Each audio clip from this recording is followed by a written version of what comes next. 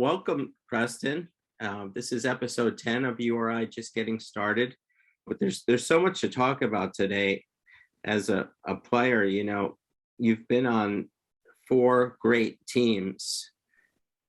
Yeah, I think that class that Coach Skinner brought in with myself, Antonio Reynolds Dean, and Dave Arababo, who ended up leaving his senior year to go back to Germany.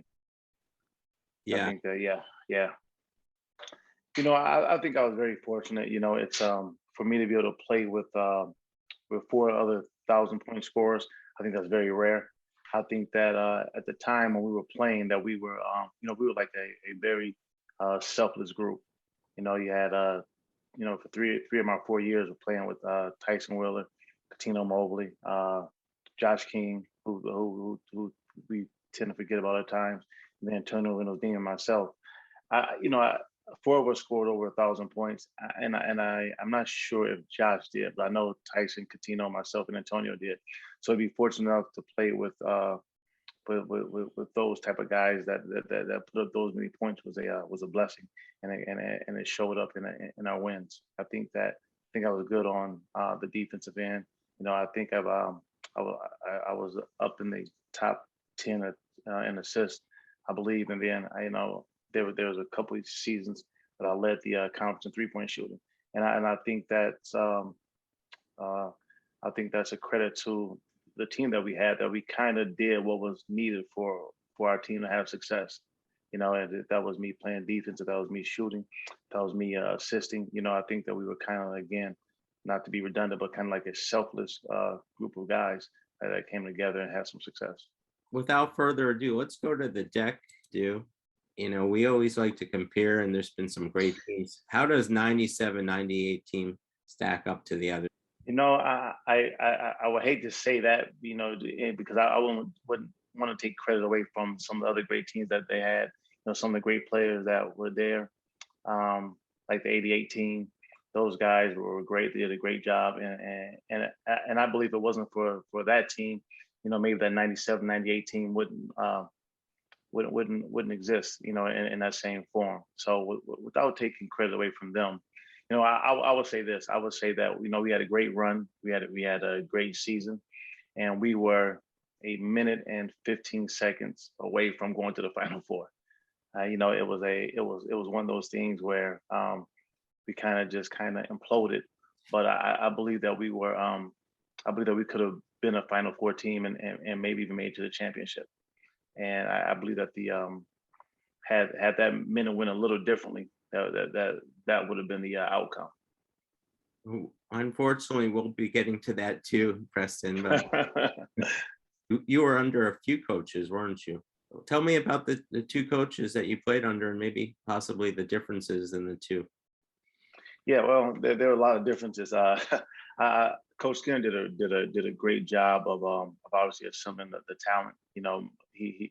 Him and his staff, Bill Cohen, Tim O'Shea, they recruited guys like myself, Katino Mobley, Tyson Wheeler, Antonio Reynolds Dean.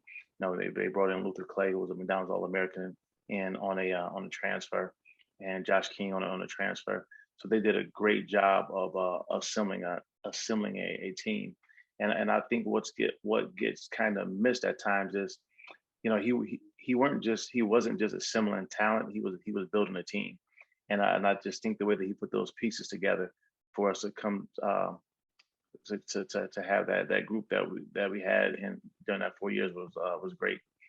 Coach Skinner and Jim Harrick were they're really different. Skinner was more of a mild-mannered guy. He wasn't he was more of a player's coach. He kind of let you figure out things on the court. He wasn't he didn't get too high, he didn't get too low. And he was great to play for. I enjoyed playing for him. Coach Harrick was a little different. He was a little more structured. He got high. He would kind of give more dictation to you as a player. You have to be at this spot. You have to do it this way. And I enjoyed playing for him. And we had success under both coaches. So I think there's more than one way to get to a great result, and both of those coaches work well for the group that Coach Skinner had assembled. But here I'm going to throw in a little curveball, and I hope you're not too uncomfortable about this, but is this a done deal for your son going to DePaul, or can we find a way to get him in the backcourt? You know, we're losing 2 seniors next year for next year's team. Is there a way we can get Preston Jr. on our team? Yeah. Well, so like that will be a question for him. He's not going to DePaul though. No. Oh, so, no. You know, no. When they last year when Coach Lato was let go, he decommitted a couple of days after that. So he was you know, he missed the spring and summer, this past spring and summer, because he had surgery on his right arm. So we were so he didn't play the spring and summer, and he transferred from St. Andrews down to Combine Academy in North Carolina. And you know, the reason that he transferred is because of the COVID restrictions that are happening in New England and at St. Andrews specifically were really stringent. They weren't going to play games until after December 1st. You can't play against teams unless they're fully vaccinated and wearing masks. And if they had 1 or 2 holdouts on the opposing team, then that game wouldn't be played because those other guys would have been exposed to those holdouts. So he maybe 3-4 weeks ago he transferred down to Combine in Charlotte, where they're playing a full schedule in the full season, and he'll be able to play. He actually has a game today at 4:30. Well, okay, we'll be fast on that. So to quote one of my favorite movie references from Dumb and Dumber, so you're saying there is a chance? Yes, there is. Yes, Okay. yes, there is. He hasn't made his mind up. He's still going through the process, and but he will not be attending DePaul. How do you compare yourself? You know, we have a guy, Ish El Amin, and his dad Khaled, and I had Ish on earlier in this season. He does not want to be compared to his dad. He feels he's a much better player than his dad, which I admire. But for your way of seeing how your son's playing and the way you played, are you mirror images of each other, or are you differences? Does he do different things than you, or entirely different players? Yeah, we're different players. So for myself, I was a combo guard. You know, I could play the 1, I could play the 2.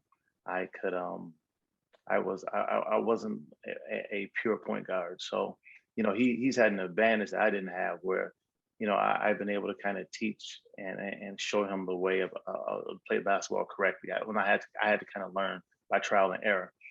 So, you know, him coming up and playing basketball, he's a pure point guard, which you know, I could play the position, but I wasn't a pure point guard per se.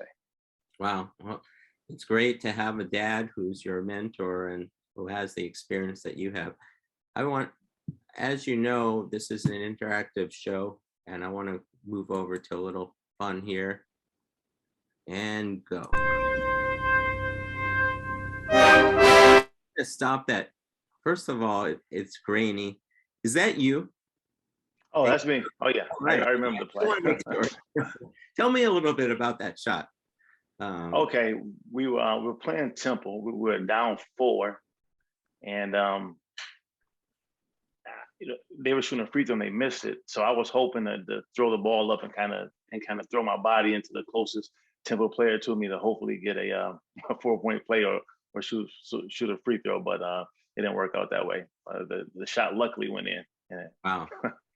That's pretty incredible. How do you feel about that? Does this still stay with you, or you're moving on? Is it? You know, I don't think about the play, but like when you just seeing it, just kind of brought me back to the game. I remember the game. I remember we got off to a terrible start. I think we were down 20-2 actually. Wow. And then we kind of came back. Yeah. Well, that's impressive there. I would have hated to see the 20-2. It was tough to take. Well, let's continue with your highlights. Let me shoot a 7 with a shot outside. He gets it to go. Look out!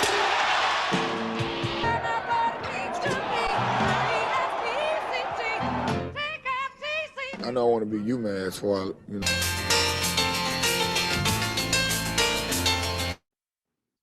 Oh yeah, that brings back fun times. You know, we really enjoyed playing together as a team. You know, every game was fun and exciting, and you know, we enjoyed going out there and showing the world what we could do. Here we go. Like, this is Preston Murphy, phase 2, part 2 of assistant coach, and you were really a great assistant coach. And we see the 3 schools where you've been assistant. We see you standing next to Hurley, the mild-mannered Dan Hurley. Oh yeah.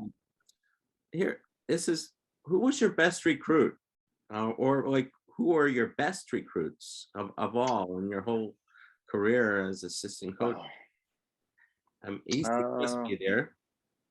Oh yeah, he definitely is high on the list. You know, that's a very tough question to ask. You know, they're all the guys that I recruited were all important, especially at different stages. You know, EC was really important because Dan had just got to URI, and we were really trying to bring in high level guys. And you know, that first recruiting class with EC Matthews was really important for establishing a level and a baseline for things to come. And you know, EC was a integral part of that. I mean, he was probably the most important recruit for me at URI in that era because of what we were going to do, and kind of setting a standard to recruit level kids on that level. And others that you were very proud of through the years that you recruited? I mean, there's a list of them. You're one of the most outstanding recruiters in your channel. So how about some that you want to mention? Well, at URI or just in general in my career? Yeah, I mean, you have a long list of good resume. Great resume. Thanks, I appreciate it. So I'll say at URI, EC was really important because, again, just getting started and to be able to establish that we could recruit guys on that level. I mean, EC had offers from Arizona. I mean, he could have went anywhere in the country and played, really. And so that was important. That was really important there. You know, when I was at Creighton, I think along those same lines, the kid Tyshawn Alexander was probably Tyshawn Alexander and Marcus Zagorowski. You know, Tyshawn was really important. That was my first year at Creighton. So to bring in a kid, he's a top 70 player from the Charlotte area, and he played at Oak Hill. He's on Team Charlotte, so he was another like highly recruited guy that we brought in, that recruited into Creighton. You know, believing early after his junior year, and you know, he was with the Phoenix Suns the last 2 seasons. Wow! So that was a really important recruit for me. And then Marcus Zagorowski, he's a kid that from New England that I recruited to Creighton, who left early after his junior year, went to the NBA, was drafted by the Brooklyn Nets. So he goes back and forth between there and their G League team. But you know, it was important for me being at Creighton to show that I can recruit kids in New England and bring high level guys to a place that doesn't seem attractive. Like when you look at Nebraska on the map, or you know, it's not like a destination place. Mm-hmm. People don't grow up and say, hey, I'm going to go play at Creighton in Nebraska. So, you know, he was really important in setting up a foundation for me there, as well as EC was at the University of Rhode Island. I bet you could have brought in the beaches over there when you were recruiting. Oh, that would have been nice. That would have been nice. That would have been nice. But in the middle of America, you're not seeing many beaches. Yeah. Well, how did you get to do that? I mean, you did really well at Rhode Island. You had like an area of Michigan, ECs from Michigan. But getting back to what you said, I think that it was a pivotal recruit for EC Matthews, and after him, you started to see more 4-star recruits coming into Rhode Island during the Hurley era. And now David Cox, Coach Cox, look at what he's done here. Sometimes you could see a lineup of a 40, maybe 100. He has at least 4 bona fide top 100 players. He's done a great job of attracting talent down to Kingston, and it's he's continued on what Dan has done there as far as setting that standard. And I was a part of those first early recruiting class under Dan, so it's great to see that type of talent show up in Kingston and continue to do so. I just got back from Daytona, and I got great view of the Mitchell twins. Have you been able to watch Rhode Island this year? Or you're too busy traveling and checking out your son every week? No. I was able to watch them play. What game did I watch? The Boston College game. Okay, which one? Yeah. The first one. The first one. Yeah. That was pretty impressive. I'm going back to Pat Ewing and Hoya Paranoia, and I just didn't think anyone would venture inside after the display of the Mitchells. And I know they could get that back. What do you think about that effort? It was just very exciting to see something like that on a URI team. It really was, and those two guys do a good job of playing off each other and feeding off each other, and the high-low actions and kind of spacing the floor well for them and give them opportunities to be able to score. So it was good to see. Yeah. Still more records there. I didn't have enough room on this page, but you're in there with lots of different areas with besides 3-point shootings and assists and games played and field goal percentage. You had a Temple game. Remember that Temple game you had? I remember that game. But tell me a little bit about that Temple game. That was a real special game. Yeah, it was. The Temple game was the Temple. Obviously, they always played a zone under Coach Chaney, and they had great length, and in order to beat them, you had to shoot the ball well, and I just had one of those games where I was feeling really good, and I think I was 8 for 9 from 3, if I'm correct. It's covered by this year, but okay, along there, you're right up there as the best performer. Here it is, number 8. At Temple, January 4th. Is that the game you're referring to? 1990. That's the game I'm referring to. Yeah, that's it. So applause, kudos on that. We had a little fun. Now we're gonna go to. I'm saying you're 60 seconds from Final Four. If you ever got to that point, Rhode Island would be possibly entirely different program once you get to the Final Four. They would always be referred to as a team that made the Final Four. What happened in those the last minute or 2 minutes? I've watched, and by the way, I decided not to put the video on. I just think it's a downer, and we could just talk about it. So that was an executive decision that I made. Well, the only issue is I've never seen it either, so I don't remember every single thing that happened in the game. I remember them pressing us. I remember us having a couple of turnovers. We were they kind of sped us up. It was late in the game, and we weren't spaced correctly and didn't get set up in our press breaker correctly. So we had a couple of turnovers, and then I remember Madsen getting the dunk and the and one foul, and then we missed some free throws, maybe in between that action, and those guys coming down hitting a couple of threes, and it was just momentum. What really ended up happening is they took the momentum from us, and we weren't able to break it, and they capitalized.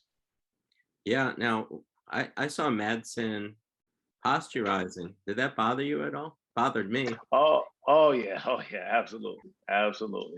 It did, and it was it's like one of those things you're seeing it happen, but it's like watching an accident or a crash, and you feel like you're helpless against it. So like when he got that steal, which could have been a foul, maybe depending on who you ask, he got that steal, got that dunk, and he was he was doing that. It was tough to take, but it happened. The play was over. It was dead. So it was like there's nothing you can do about it except try not to turn the ball over and make our free throws, which we didn't do. Now I do have access to the video, and this could be your first time seeing it, but one other observation on there, I saw in the beginning when they started making their run, and this is me being a armchair coach.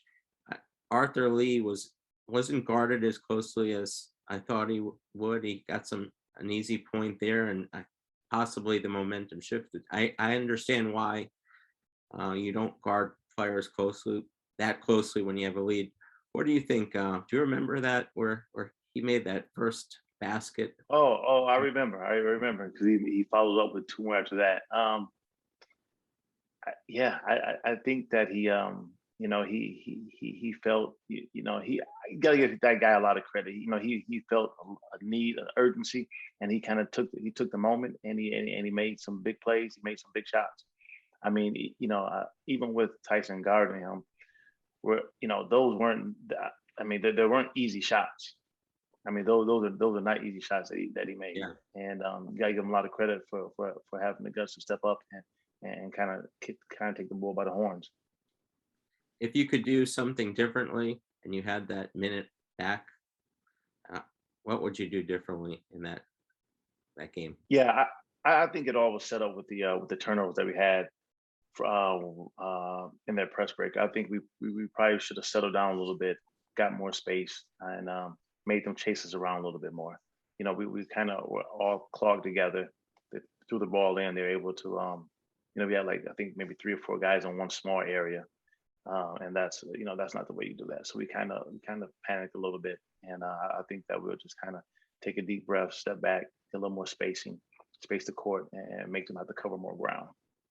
Wow, that's an observation. I've watched that video quite a bit, and I'm going to watch it again after this. And I think you're right on target. Finally, what was the crowd like? Was it a Stanford crowd? Or was it a neutral crowd? I'm going to say it was neutral. Our fans traveled well. Like they were, I think everyone's really excited. We were playing well. We had a good year, and we were really supported. When we went on the road, I remember us always having great fan support, and it was awesome. We really enjoyed that as players. Does this game still stay with you as a former player, or are you able to move on? Maybe I'll be. Oh no, you have to be able to move on. But that game's it serves as a lesson. The game is never over. And when it tells you how powerful momentum is. You see it when the team captures that momentum. It's things can change in a hurry, and you have to do something to break that. Okay, let's have a little more fun. And what about this game? And I call it the shot. It was a Temple game. I read an article. You said you were underneath the basket and you kind of knew Lamar was going to take it, but you didn't think that far. He was 30 feet from the basket. It was NIT or NCAA. Tell me your reactions to that, and we'll go to the videotape. Yeah, no, I think so. Lamar was bringing the ball up the court. I think I believe I was either on the left corner or the left wing, and I remember Coach Harrick drawing a play up, kind of describing what he wanted. Lamar, you come up, you have it, take it. I was on the corner, and I don't remember who was on the other side, and he just gave him some options and things to look at. And coming out of the huddle, I remember us huddling, talking as players, and we knew he was shooting it. The conversation, it wasn't like, "Hey, okay, you guys make sure you do this or make sure you do that." We left it like, "Okay, he's shooting it." So when he shoots it, we gotta kind of crash and make sure if he doesn't make it, we get another opportunity. Wow, there was no plan B, and there was no plan B. He was shooting that. We know. He was shooting the ball. I get the point. Well, there he is, your former roommate. We'll get to that too. So feel free to observations, what part of the games, anything. I'd love to hear your feedback on this. This was one of the greatest games as a Rhody fan. Marc is a really good player.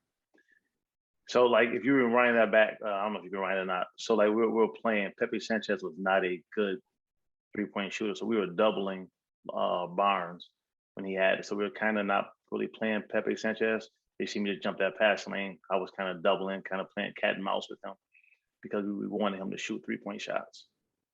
Who made that great steal? Oh, that was me. Just coming back from a double team. Turner Reynolds James was a great offensive rebounder. Well, that's the thing that you did. You made the big plays, whether it was a 3-point or a steal or a great pass, and that was a very important point of the game. That steal. So, all right, 6 seconds.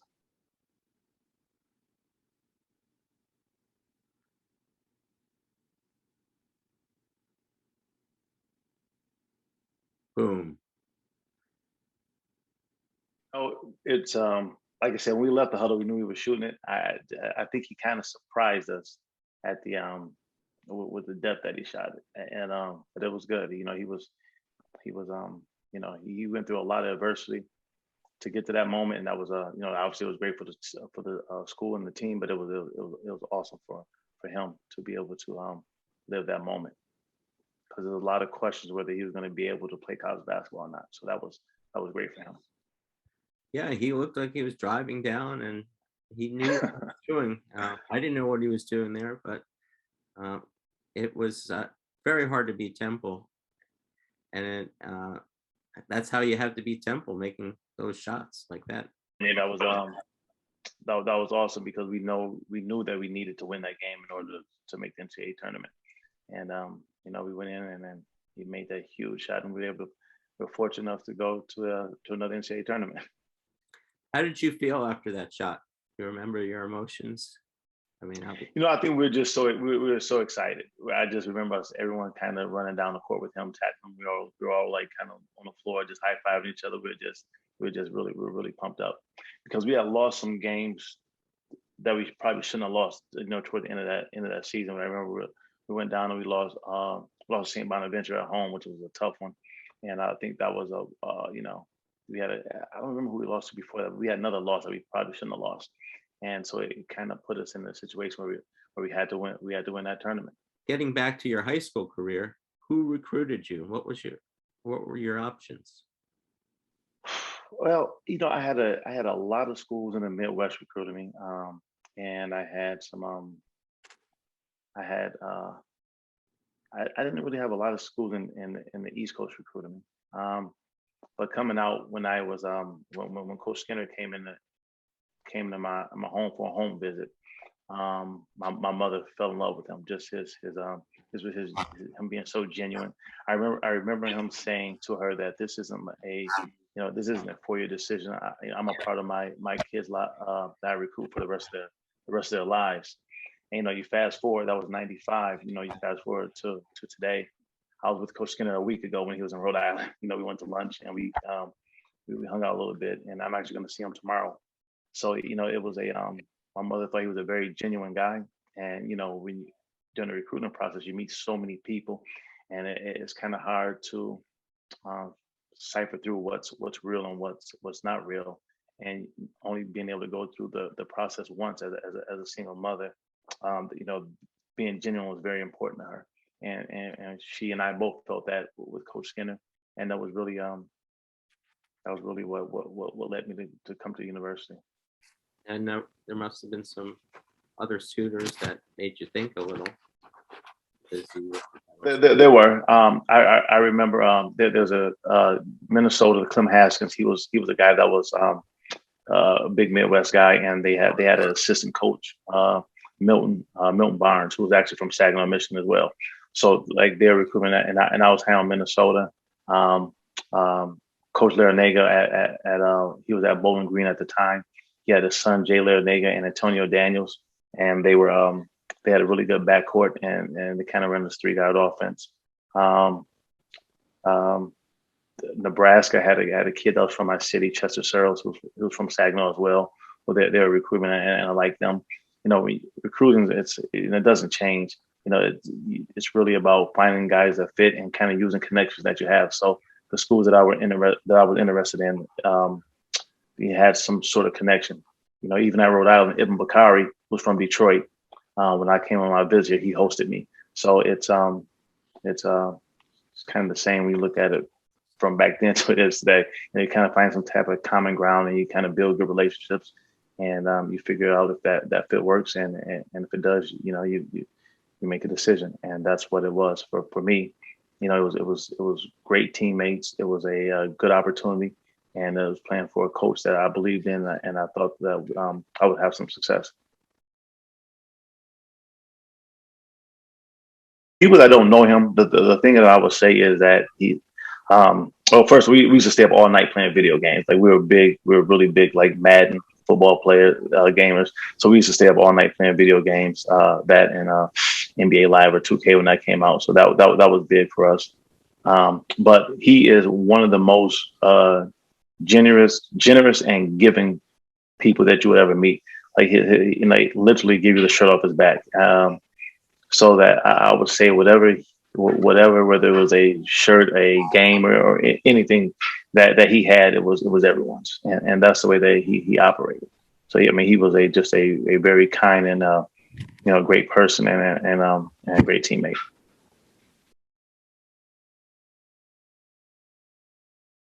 Oh, absolutely. I was with him maybe 2 or 3 months ago, right before he had his celebrity boxing match, and so I was with him like a couple of days down in Atlanta. And I stay in touch with like pretty much a lot of my former teammates. I talked to Tavares Bell, Antonio Reynolds Dean, Tyson Willard. Haven't spoken to Katina recently, but Ibn Bakari. Like I think that group that I played with, they were a special group of guys, and you know, we do a good job of staying in contact with each other, and kind of even if it's not like, you know, every day or once a week, but we do a good job of staying in touch with each other. What was it like coaching with Hurley? He's an interesting guy, and he's an individual. He's probably one of the most intense coaches out there right now. I don't think I'm exaggerating. What was it like? No, I think you're spot on when you say that. Very intense, very bright, very smart, very sharp coach person. I mean, I learned a lot from him. He's you know, he's all basketball all the time.